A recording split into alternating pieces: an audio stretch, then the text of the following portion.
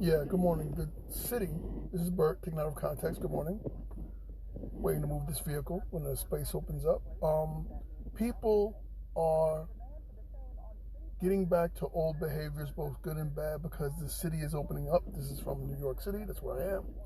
Up here in the Bronx, where I love, that's what the mothership is and stuff like that. I don't know if I could stay in the Bronx because besides being the youngest borough by age in the city, there are more young people in the Bronx than any place else. It is also an incredibly violent borough. I'm gonna tell you, there's a lot of stuff going on. And as people are getting back to normal, there are constantly the sounds of conflict in the streets of the Bronx. So things are getting back to normal. I'm riding the train again. I have no choice. I do have a choice coming up, but riding the train was more crowded. You see more people without their masks. They opened up things yesterday. What I'm telling you though is that like all the shootings, all the violence, it's like the least common denominator. The worst of us are making up for lost time. They're making up for time they lost last year, killing each other and just doing terrible things, man. Just a lot of violence, a lot of things are going wrong in the city. It's going to a new direction. And it seems like some people are like, well, you need more police interaction and stuff like that. We'll talk about that later. We need the police to do their job, but we also need people to get help. We've got to identify the mental health issues that are leading to the violence. The easy idea is just to say that everybody's crazy. That everybody's just violent, and that's how, in the areas that I'm concerned with, black and brown people just are like that and all of that. But it just seems that these people, our people, are going crazy. There's a lot of stuff that's going on. The amount of anti-Asian violence, let's say, in the city that is connected to brown and black people is terrible. I don't understand why brown and black folks in New York City are reacting so poorly to Asian Americans, Asian New Yorkers. Let's get to the root cause of what's causing it, or what's going on.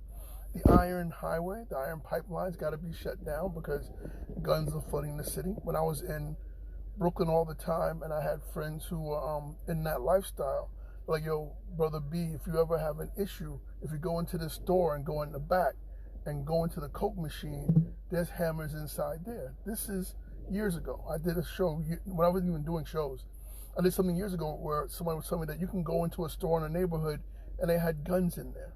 And I even told people, I said, I know people tell me that this summer is going to be a bad summer because the gun pipeline was open and stuff like that. It appears that a lot of people took their COVID money and stuff like that and bought hammers, bought guns, everywhere. Right now, because of the way the world is and going into different gangs or recruiting, and that's where you have people in the streets stabbing people in small crews and stuff like that. You're an experienced person watching the other folks get out there and make their bones by slashing people. That is something that has been going on, I guess, since the 80s and 90s. So New York City is opening up, and the police have to respond, but also in communities. Instead of flooding communities with cops, we need to flood communities with outreach workers. We need to flood communities with people to deal with mental health issues and to face the fact that being poor, black, brown, whatever in New York is an issue that causes PTSD. Good morning, sis. Good morning, good morning. That there's PTSD out there.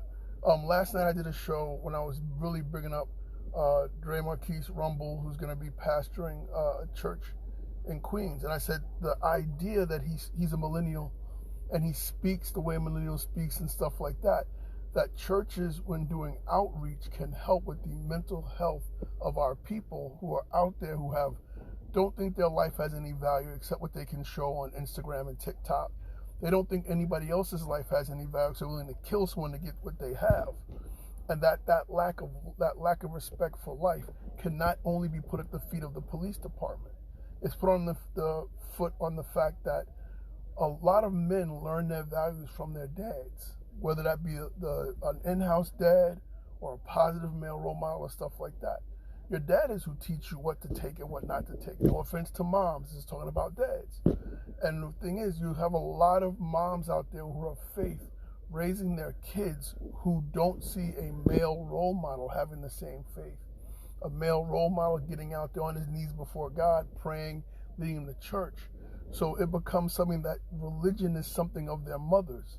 They may love their mothers, but they inherently may be taught by the streets that women are less than them. So that being of faith and doing things of women is less than them. They don't have anybody to show them how to worship and stuff like that. Christian dads are really important. I'm gonna have to jump off in a minute. I really had a lot of stuff I have to say, but I have to jump off in a minute. What I'm saying is that a lot of stuff out there it's bad. Things are getting back to normal, but in a bad way. And that for men of faith and stuff like that, we need young male pastors who are not cut from the same cloth as everybody else. If you are a senior pastor and you're looking around and all you see in your church are young men who look exactly like you, it may not be serving the community properly going forward. If you have a young man in your church, and that young man is fiery, and he speaks the language of the young people, he's millennial, he's a bit of a problem, he's a bit of a headache, but you know his faith is proper, you know he's in the right direction, you should not be making him in your image. You should be making him in an image and giving him the foundation so that he can represent Christ to the people that look and act like him. A lot of people are interested in turning out carbon copies, and that's not what's going to work. The church has to innovate also, have innovative people in it also. That's why I support Dre Rumble. I support people in my church like Ishmael Hall's a musician who's got a calling on his life, but he's really educated, really smart, really sharp, but he also can speak to people in the streets. I am 1,000 years old, but I love millennial energy and stuff like that. And I think that I will say that we've got to get those young men into ministry. We got to phone them into ministry so things can be better. So my wife is coming to the car right now, so hold on a second. I'm going to have to jump off and come back on, but I want to continue the conversation. I want to be able to get to work. I was just watching the car for her. Love you guys, but we have to have a point where we've got to, we've got to get these pastors out there that speak the language these men speak and to pull them in and deal with the PTSD that's going on. So I'm going to jump off and let my wife do her thing, but I'm going to come back on later on and say this is something that's really on me, that we need to speak to the people and heal these young men. Man, across the street from my building, you guys have seen it, there's a bunch of dudes with money and no time and nothing good, so they're buying guns and weapons and shooting at each other because they don't have any role models. They don't see it. And again, the religion of their mothers is something that they don't want to absorb. They have no father figures that are teaching them or leading them into the church. And it's a shame.